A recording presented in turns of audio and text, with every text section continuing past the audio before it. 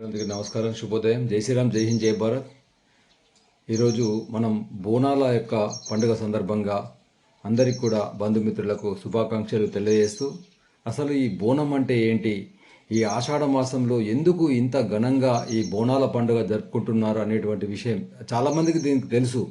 బోనాలు తయారు చేయడము, ఆ బోనాలు అమ్మవారికి సమర్పించడము, ఊరంతా కూడా మొత్తం మన తెలంగాణ రాష్ట్రం అంతా కూడా అమ్మవారికి బోనాలు సమర్పించడం, ఒక గ్రామంలో ఒక ఉత్సవ వాతావరణం అనేటువంటిది ఘనంగా ఈ వేడుకలు జరగడం అనేటువంటిది మనం చూస్తుంటాం. అసలు ఏంటి ఈ బోనాలు, దీనికి ఉన్నటువంటి చరిత్ర ఏంది, ఇది ఎప్పుడు ప్రారంభమైంది అనేటువంటిది రకరకాలటువంటి కథనాలు ఉన్నాయి.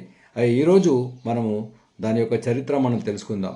అయితే 1813 సంవత్సరంలో, అంటే దాదాపు 200 సంవత్సరాల క్రితము హైదరాబాద్లో, సికింద్రాబాద్లో మొత్తం కూడా ఒకసారి ఈ యొక్క ప్లేగు అనేటువంటిది వ్యాధి రావడం జరిగింది. ఒకేసారి ప్లేగు వ్యాధి రావడం వల్ల, ఈ ప్లేగు వచ్చిందంటే ఊర్లకూర్లు మొత్తం తండోపతండాలుగా, గుంపులుగా జనాలందరూ కూడా కుప్పకూలిపోయేవారు, ప్రాణాలు వదిలేవారు. ఉదయం పూట మంచి ఆరోగ్యంగా ఉన్నటువంటి వ్యక్తి సాయంత్రం అయ్యేసరికి మరి ప్రాణాలు వదిలేటువంటి ఆ విధంగా ప్లేగు వ్యాధి వచ్చింది హైదరాబాద్లో. వేల మంది మరణిస్తున్నారు, కుప్పలుగా శవాలు. ప్రభుత్వం కూడా చేతులెత్తేసింది. ఏడుపులు, పిడబొబ్బలు, ఈ విధంగా దారుణమైనటువంటి వాతావరణం ఉంది హైదరాబాద్, సికింద్రాబాద్లో.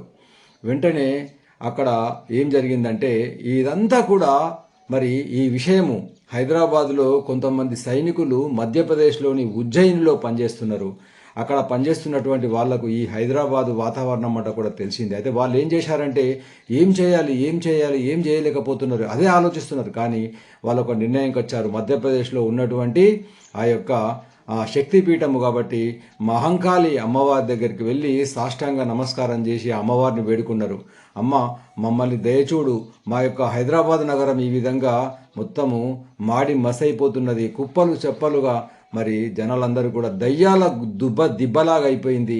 దయచేసి మమ్మల్ని కాపాడు తల్లి, మా బంధువులు మిత్రులను కాపాడు, హైదరాబాద్ నగరాన్ని కాపాడు. ఒకవేళ కాపాడినట్టయితే నీకు గుడి కట్టి నీకు బోనం అనేటువంటిది సమర్పిస్తాము తల్లి అని వేణుల్లో పొగడుకున్నారు.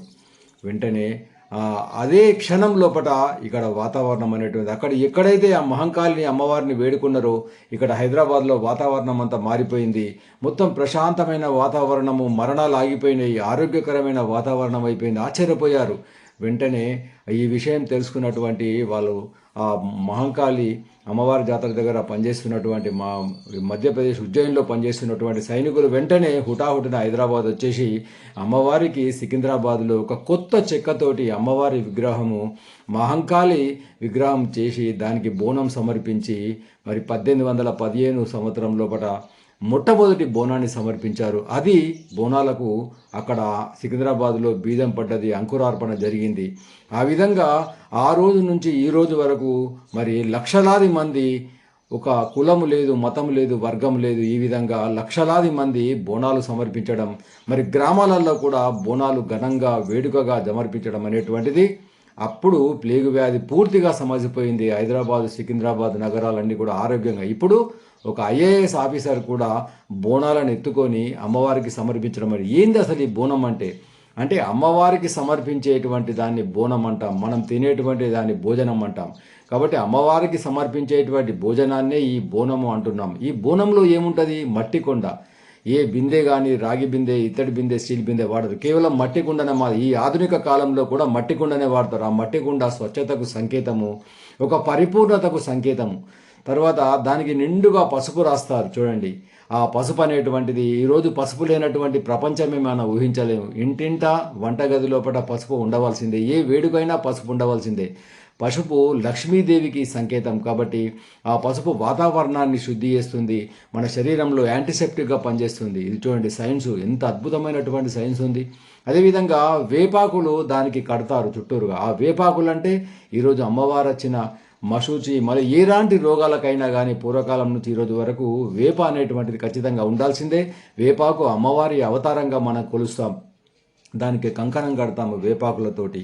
అదేవిధంగా దాంట్లో అన్నము, మరి బెల్లము, బియ్యంతో చేసినటువంటి మరి బెల్లము, పాలతోటి, ఇది ఇంత పరిపూర్ణమైనటువంటి ఆహారము, పరిపూర్ణత మరితో కూడుకున్నటువంటి ఆ బెల్లం తిన్నట్టయితే అందరి ఇళ్లలో, తెలంగాణ రాష్ట్రం అంతా ఇళ్లలో కూడా ఈ బెల్లం తింటారు. కాబట్టి బెల్లం అనేటువంటిది మంచి ఆరోగ్యానికి, రక్తానికి, హిమోగ్లోబిన్ పెరగడానికి సంకేతం. అదేవిధంగా దీపం అనేటువంటిది వెలిగిస్తారు. ఆ దీపం అనేటువంటిది జ్ఞానానికి సంకేతం. ఈ విధంగా ఈ బోనం సమర్పిస్తారు. తర్వాత బోనము సమర్పించిన తెల్లవారి మరి పోతరాజు రంగప్రవేశం చేస్తాడు. ఈ పోతరాజు అనేటువంటి వారు ఎవరంటే గ్రామ దేవతలు ఎవరైతే ఉన్నారో ఈ ఏడుగురు అక్కచెల్లెలకు ఒకే ఒక తమ్ముడు పోతరాజు. ఈ పోతరాజు యొక్క వీరంగం అనేటువంటిది అద్భుతంగా ఉంటుంది, శరీరం అంతా పసుపు రాసుకొని. ఈ పోతరాజు వీరంగం తర్వాత మరుసటి రోజు రంగం అనేటువంటిది ఉంటుంది. అంటే ఒక పెళ్లి కానటువంటి మహిళ ఈ యొక్క రంగప్రవేశం చేసి రంగాన్ని సృష్టిస్తుంది. రంగం అంటే భవిష్యవాణి చెప్తుంది అన్నట్టు. కేవలం పెళ్లి కాని అమ్మాయిలు మాత్రమే చెప్తారు, అంటే అమ్మవారు ఆహ్వానించి ఈ యొక్క భవిష్యవాణి చెప్పడం జరుగుతుంది. అదేవిధంగా మరుసటి రోజు ఘట్టం అనేటువంటిది ఒక ఘట్టం ఉంటుంది. ఘట్టం అంటే ఒక కుండను కలశాన్ని తయారు చేసి, కలశం కూడా ఒక శుభానికి సంకేతము. ఆ కలశ పూజ చేస్తాం మనము. అంటే ఆ కలశంని ఏనుగు పైన ఊరేగింపి దాన్ని నీళ్ళ లోపల నిమజ్జనం చేస్తారు. ఆ విధంగా ఈ బోనాల యొక్క పండుగ ముగిస్తుంది ఘనంగా.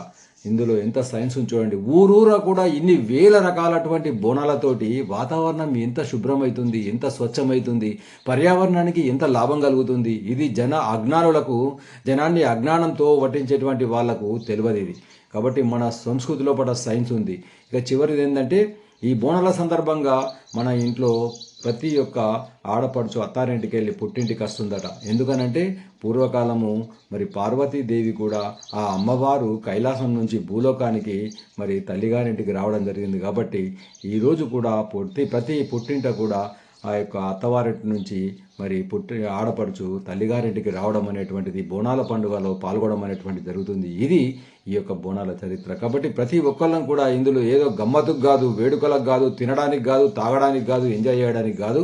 ఇది ఒక అద్భుతమైనటువంటి సైన్సు. ఈ యొక్క పరంపర అనేటువంటిది కొనసాగాల, ఇది భావి తరాలకు అందాల. కాబట్టి ఈ బోనాల పండుగ సందర్భంగా మరొకసారి శుభాకాంక్షలు తెలియజేస్తూ ఈ వీడియో మీకు నచ్చినట్టయితే 10 మందికి షేర్ చేయండి, ఛానల్ను సబ్స్క్రైబ్ చేయండి. దేశం కోసం, ధర్మం కోసం.